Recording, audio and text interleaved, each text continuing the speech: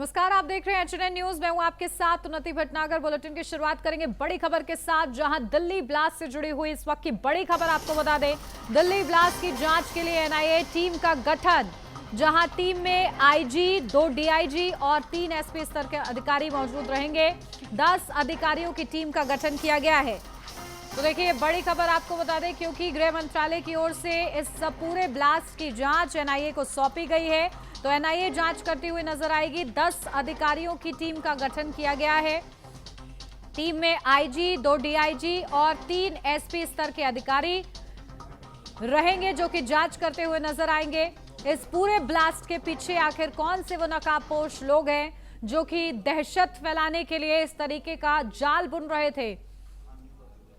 Update ले लेते हैं, हमारे संवाददाता अजीत कुमार हमारे साथ जुड़ गए हैं। अजीत, क्या कुछ जानकारी मिल रही है? देखिए, 10 अधिकारी जो है जांच टीम में रहेंगे और बाकायदा टीम का गठन किया गया है, और क्या कुछ महत्वपूर्ण बिंदु?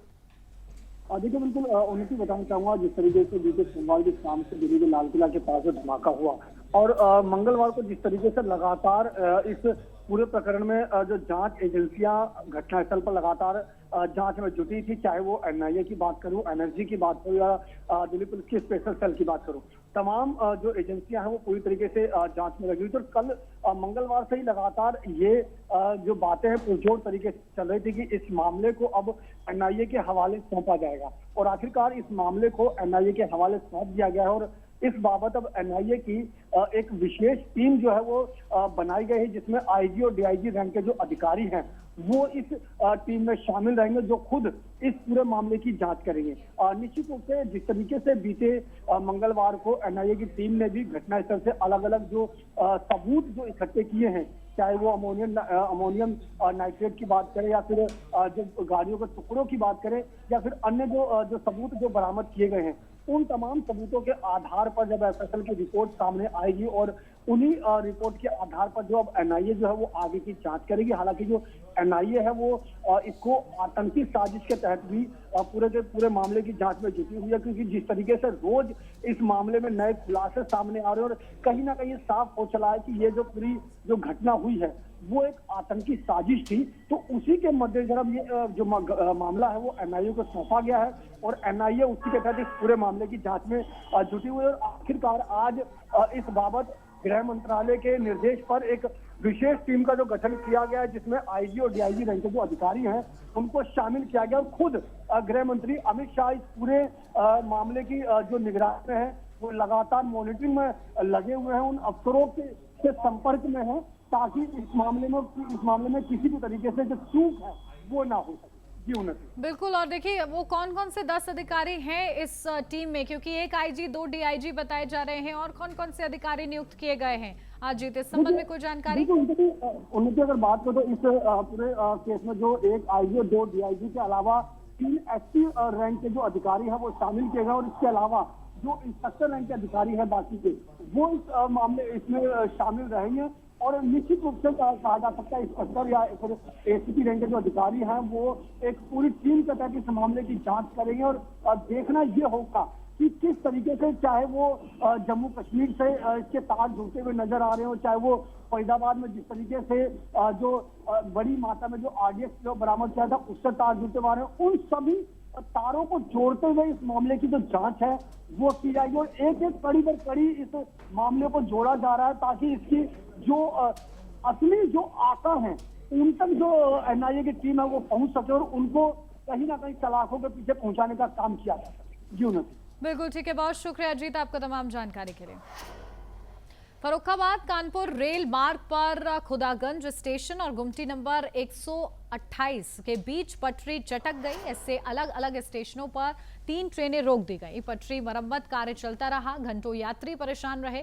खुदागंज रेलवे स्टेशन से कुछ दूरी पर पटरी चटके होने की जानकारी मिली, जिसके बाद मौके पर टीम्स पहुंची और मरम्मत का कार्य वहां पर किया गया।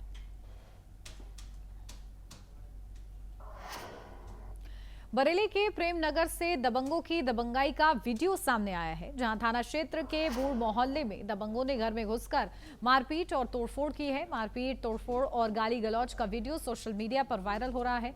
पीड़ित ने स्थानीय थाने में इसकी शिकायत दर्ज कराई है। घटना के बाद सभी आरोपी मौके से फरार हो गए हैं। पुलिस ने मामले की जांच शुरू कर दी है और आरोपियों की तलाश की जा रही है।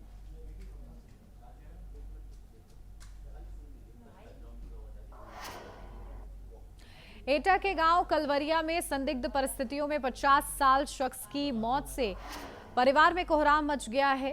जहां घटना की सूचना मिलते ही पुलिस मौके पर पहुंची और मृतक के शव को कब्जे में लेकर पोस्टमार्टम के लिए भेजा गया। मृतक के भाई ने गांव के ही लोगों पर मारपीट का आरोप लगाते हुए कहा कि मारपीट के कारण उसकी मौत हुई। मृतक के बेटे की सूचना पर मौके पर पहुंचकर घटना की बारीकी से जांच की जा रही है। फिलहाल मामले की छानबीन जारी है।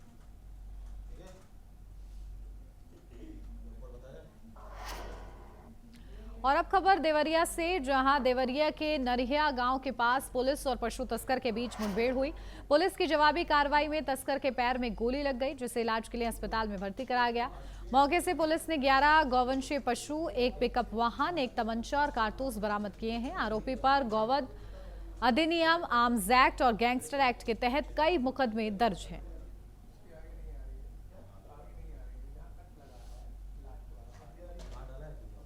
तो देखिए, मुठभेड़ में तस्कर घायल हुआ है, अस्पताल में भर्ती है।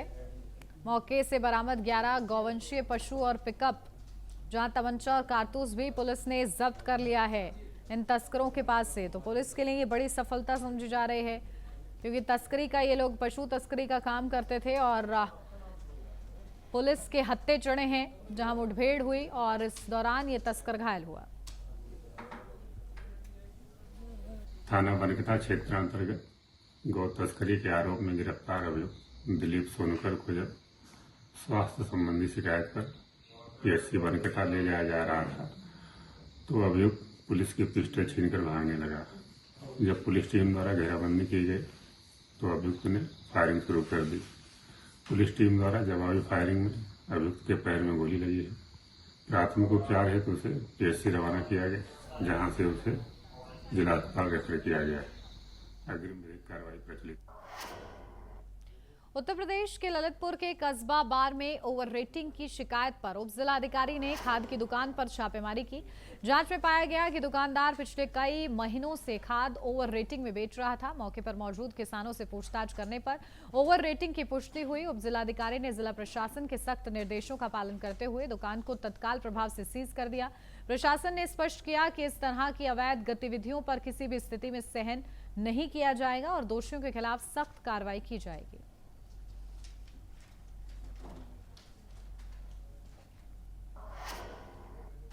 आगरा में food safety and drug administration यानी कि FSDA ने नकली पनीर बनाने वालों पर बड़ी कार्रवाई की है।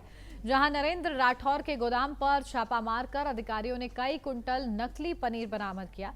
अब मौके से सैंपल लेकर जांच के लिए भेजे गए हैं, जबकि करीब 5 कुंटल पनीर को नष्ट कराया गया है।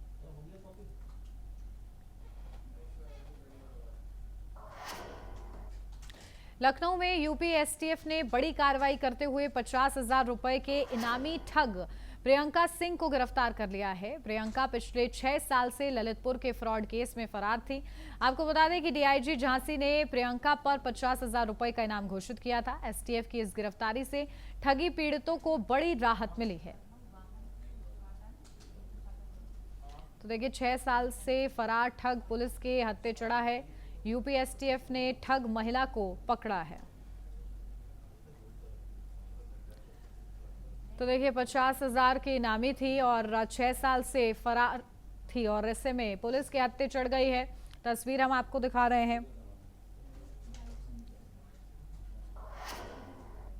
बिजनौर में पुलिस अधीक्षक अभिषेक झा ने करोड़ों की चोरी का खुलासा किया है। जहां नजीबाबाद चौक में 27 सितंबर को हुई इस बड़ी चोरी में पुलिस ने महिलाओं समेत 7 आरोपियों को गिरफ्तार किया। कार्रवाई के दौरान पुलिस और बदमाशों के बीच मुठभेड़ भी हुई, जिसमें एक आरोपी के पैर में गोली लगी। आपको बता दें कि पुलिस ने आरोपियों से 6 करोड़ रुपए से ज्यादा मूल्य के सोने चांदी के जेवर बरामद किए हैं।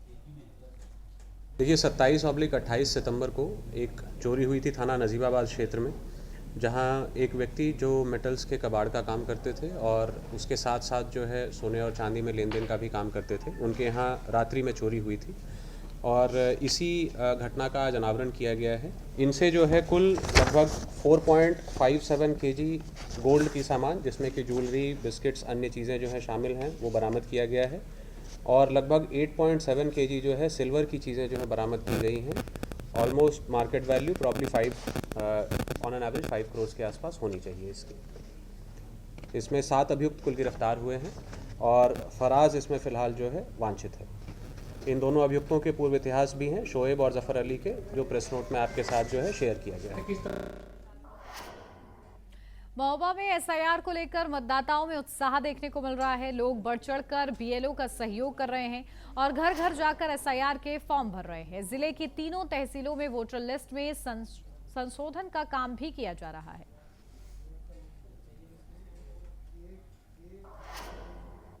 ताजमहल में Guinness world record holder Joshua Reglo यानी कि डी पैन मैन ने अपने वाद्य स्टील पैन से लगभग 1 घंटे तक संगीत प्रस्तुत किया। मुख्यालय से विशेष अनुमति लेकर वीडियो शूट की गई। इस परफॉर्मेंसेस ने ताजमहल और पर्यटकों को मंत्रमुग्ध कर दिया। आपको बता दें कि मशहूर संगीतकार जोशुआ ने पहले लगातार 30 घंटे स्टील पैन बजाने और क्रोम म्यूजिकल इंस्ट्रूमेंट रिकॉर्ड अपने नाम किए हैं। इस प्रस्तुति का उद्देश्य भारत की विरासत और ताजमहल की सुंदरता को संगीत के माध्यम से विश्व स्तर तक प्रदर्शित करना था।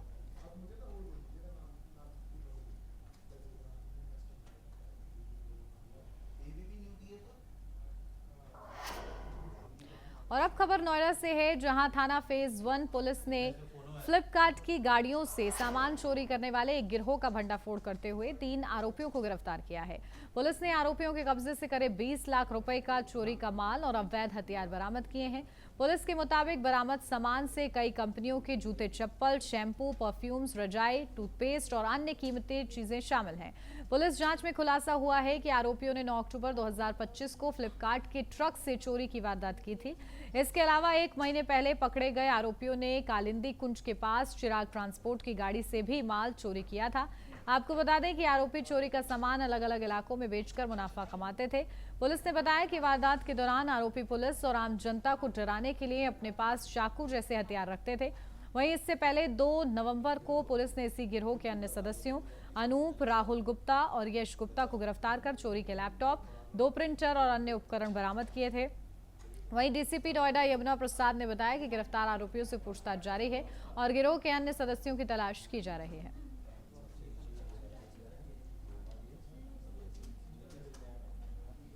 तो देखिए, चोर गिरोह के 3 सदस्य गिरफ्तार हुए हैं। अवैध हथियार भी इनके पास से मिले हैं और देखिए बड़ी गिरफ्तारी हुई है। नोएडा से ये पूरी खबर हम आपको बता रहे हैं, जहां नोएडा पुलिस को बड़ी सफलता हाथ लगी है।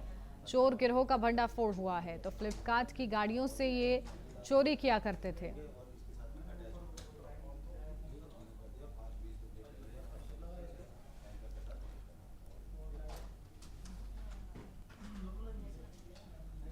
तो देखिए ये पूरा गिरोह सामने आया है, किस तरीके से शातिराना तरीके से ये लोग चोरी को अंजाम दिया करते थे और इनके गिरोह के 3 लोग गिरफ्तार किए गए हैं। फ्लिपकार्ट की गाड़ियों से ये चोरी किया करते थे। बताया जा रहा है करीब 20 लाख रुपए का चोरी का सामान इनके पास से बरामद हुआ है। तो अवैध हथियार भी इनके पास से मिले हैं और गिरोह के 3 सदस्यों की गिरफ्तारी पहले ही हो चुकी थी।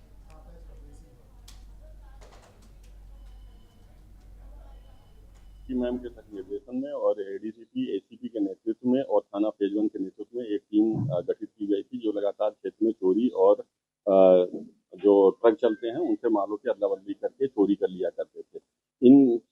इस पूरे प्रकरण में पूरी टीम ने लगातार दिन रात मेहनत करके काम किया और सीसीटीवी और सर्विलांस और मैनुअल इंटेलिजेंस के आधार पे एक ग्रुप पकड़ा गया था 3 लोगों का, अनूप, राहुल गुप्ता और यश गुप्ता। इनके पास से लैपटॉप और अन्य सामग्री बरामद हुई थी। इनकी निशानदेही पे 3 अन्य व्यक्ति पकड़े गए हैं, जो मास्टरमाइंड जिसका संजय खान है। संजय खान जो फ्लिपकार्ट की गाड़ियां हैं या अन्य ब्लिंकिट की गाड़ियां हैं, इन सभी से माल को चोरी करता था और चोरी करके दूसरे गाड़ियों में शिफ्ट करा लेता था और एरिया वाइज और सामान वाइज डिस्ट्रीब्यूट करता था लोगों को कि वो ले जाकर के किसी सामान को किस एरिया में बेचेंगे। अपडेट लेते हैं, हमारे संवाददाता अभिषेक भाटी हमारे साथ जुड़ गए हैं। अभिषेक, क्या कुछ जानकारी मिल रही है? देखिए किस तरीके से ये पूरा गिरोह चोरी को अंजाम दिया करता था, क्योंकि अवैध हथियार भी इनके पास से मिले हैं, और क्या कुछ अपडेट इस पर?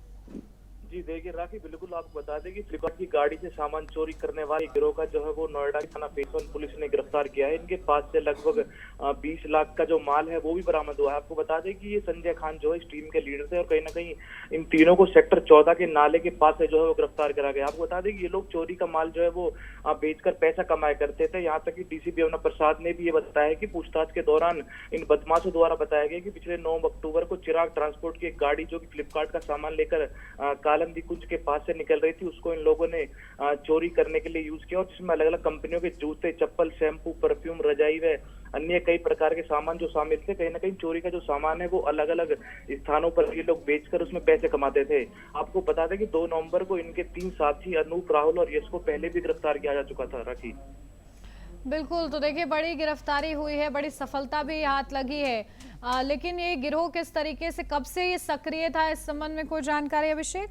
जी बिल्कुल, ये गिरोह सिर्फ नोएडा नहीं बल्कि गाजियाबाद, इटावा, मैनपुरी, बुलंदशहर और दिल्ली एनसीआर के अलावा अन्य शहरों में भी इसके जो है ई कॉमर्स की कंपनियों की गाड़ियों में रखे सामान की चोरी लगातार जो वो करते रहते थे, और पकड़े ना जाएं इसलिए ये लोग कोई ऐसा व्यक्ति को सामान नहीं बेचते थे, जो कि अलग अलग इसकी जिम्मेदारी लगातार जो है दी जाती थी।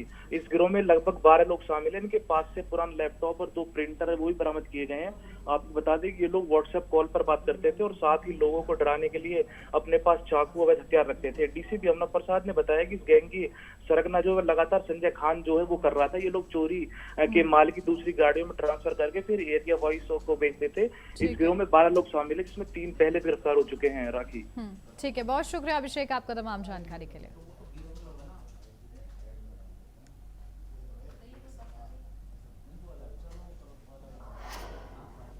यार छोटे से ब्रेक के लिए, जल्द हाजिर होते हैं।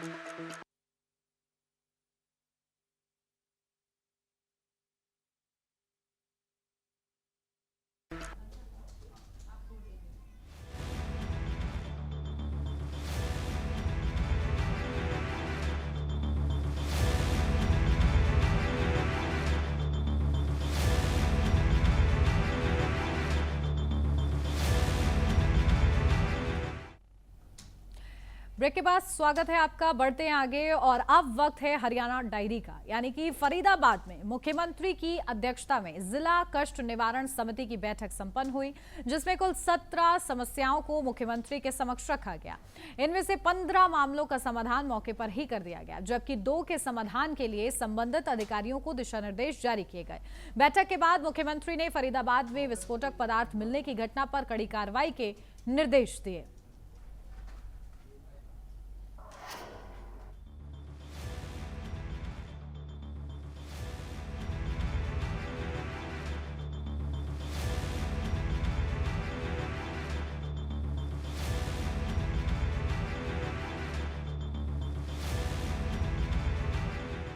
गुरुग्राम में जिला कष्ट निवारण समिति की हुई बैठक।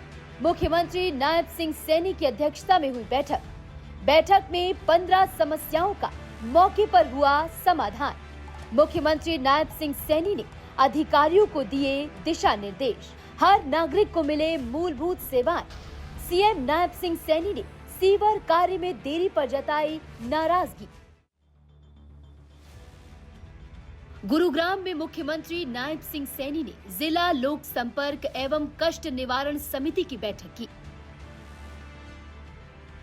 इस दौरान मुख्यमंत्री नायब सिंह सैनी ने अधिकारियों को स्पष्ट संदेश दिया कि नागरिक सुविधाओं में किसी भी तरह की लापरवाही बर्दाश्त नहीं की जाएगी। सरकार की प्राथमिकता है कि हरियाणा के सबसे तेजी से विकसित होते शहर गुरुग्राम में लोगों को समय पर पानी, सीवर और सड़क जैसी मूलभूत सुविधाएं मिलें और शहर में जल आपूर्ति और सीवरेज ट्रीटमेंट प्लांट की वर्तमान स्थिति पर विस्तृत रिपोर्ट तैयार कर जल्द प्रस्तुत करें।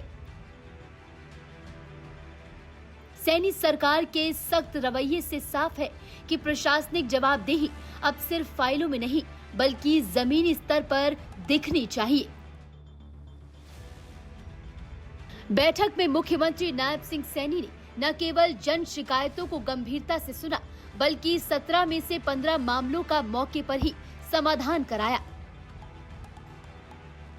ये सैनी सरकार की प्रतिबद्धता को दर्शाता है कि जनता की समस्याओं के समाधान में देरी अब अस्वीकार्य है। मुख्यमंत्री नायब सिंह सैनी ने शहर में सक्रिय टैंकर माफिया के खिलाफ भी सख्त एक्शन लेने के निर्देश दिए हैं। उन्होंने कहा कि गुरुग्राम जैसे आधुनिक शहर में अवैध जल आपूर्ति करने वालों को किसी भी कीमत पर बख्शा नहीं जाएगा। सैनी सरकार की ये कार्यशैली जनता में भरोसा जगा रही है कि यह फैसले फाइलों में नहीं बल्कि कार्रवाई के रूप में नजर आएंगे। आज की ग्रीवेंस मीटिंग में कुल 17 परिवारवाद की समस्याएं वो थी, जिनमें से 15 को उसका समाधान किया गया है, 2 पेंडिंग रखी गई हैं। वो भी किसी कारण से रखी गई हैं, उनके ऊपर काम चल रहा है। उनकी डिमांड के आधार के ऊपर उसको पेंडिंग किया गया है, बाकी का समाधान किया गया है। और क्योंकि कार्यों को गति मिलती है, अलग अलग जो समस्याएं लोगों की आती हैं उन समस्याओं का समाधान त्वरित हो, तो उसका यहाँ पर समाधान उनका निकला है। मुख्यमंत्री नायब सिंह सैनी ने बिल्डर्स और अधिकारियों दोनों को चेतावनी दी कि जनता से जुड़े कार्यों में देरी या वादा खिलाफी बर्दाश्त नहीं की जाएगी।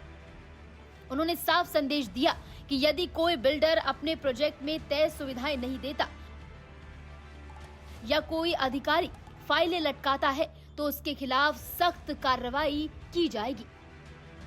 मुख्यमंत्री नायब सिंह सैनी ने बहोड़ा कला गांव के सीवर लाइन कार्य में देरी पर भी नाराजगी जताई और दोषी अधिकारी का इंक्रीमेंट रोकने के आदेश दिए। सैनी सरकार का संवेदनशील रवैया बताता है कि हरियाणा में जवाबदेह और पारदर्शी प्रशासन ही अब विकास की असली पहचान बनेगा। अलग अलग प्रकार की समस्याएं थी, किसी की कोई सीवरेज की समस्या है या किसी की कोई इलेक्ट्रिक को लेकर के समस्या है या कोई सड़क को लेकर के समस्या है। ऐसी अलग अलग प्रकार की समस्याएं थी। कई ऐसे विषय हैं जिनके ऊपर चर्चा होगी ताकि गुरुग्राम जो एक गति से बढ़ता हुआ हमारा सिटी है, उसके जो समस्याएं हैं उन समस्याओं को लेकर के उनका समाधान जल्दी शीघ्र हो, आने वाले समय के अंदर वो समस्याएं ना हो और लोगों को उसका लाभ मिले। मुख्यमंत्री नायब सिंह सैनी के नेतृत्व में हरियाणा सरकार ने विकास की परिभाषा को बदल दिया है। अब विकास का मतलब केवल योजनाओं की घोषणा नहीं बल्कि उनका प्रभावी क्रियान्वयन और जनता तक पहुंच है। गुरुग्राम की बैठक में मुख्यमंत्री ने अधिकारियों से कहा कि हर प्रोजेक्ट की प्रगति जनता को महसूस होनी चाहिए। उन्होंने पानी, सीवर, सड़क और स्वच्छता जैसी सुविधाओं पर खास जोर देते हुए कहा कि सरकार की प्राथमिकता सिर्फ ढांचा खड़ा करना नहीं बल्कि जीवन आसान बनाना है। सैनी सरकार की ये सोच हरियाणा के तेजी से बढ़ते शहरी क्षेत्रों को संतुलित और व्यवस्थित विकास की ओर ले जा रही है। प्रशासनिक तंत्र में आई चुस्ती, अधिकारियों की जवाबदेही और तत्काल निर्णय लेने की प्रवृत्ति सेना के मजबूत नेतृत्व की पहचान बन गई है। मुख्यमंत्री नायब सिंह सैनी की सरकार ने हरियाणा में जनता का भरोसा जीत लिया है। गुरुग्राम में हुई बैठक में मुख्यमंत्री नायब सिंह सैनी ने दिखा दिया कि सरकार जनता की अपेक्षाओं के प्रति कितनी ज्यादा सजग है।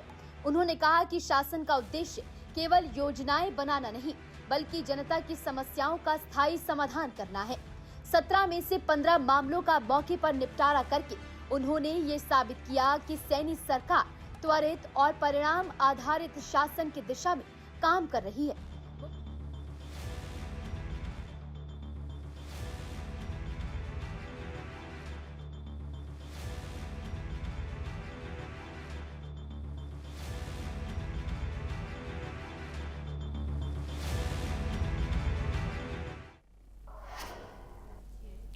मुख्यमंत्री नायब सिंह सैनी का ये रुख बताता है कि हरियाणा सरकार जनता की समस्याओं के समाधान के लिए कितनी गंभीर है, चाहे टैंकर माफिया पर कार्रवाई हो या बिल्डर्स की जवाबदेही तय करना। सैनी सरकार का मकसद है पारदर्शी प्रशासन और जनता को राहत। सरकार का यह प्रयास न केवल व्यवस्था को मजबूत बना रहा है, बल्कि सशक्त और विकसित हरियाणा की दिशा में ठोस कदम भी साबित हो रहा है। तो फिलहाल आज के इस खास कार्यक्रम में बस इतना ही। मुझे दीजिए इजाजत। नमस्कार।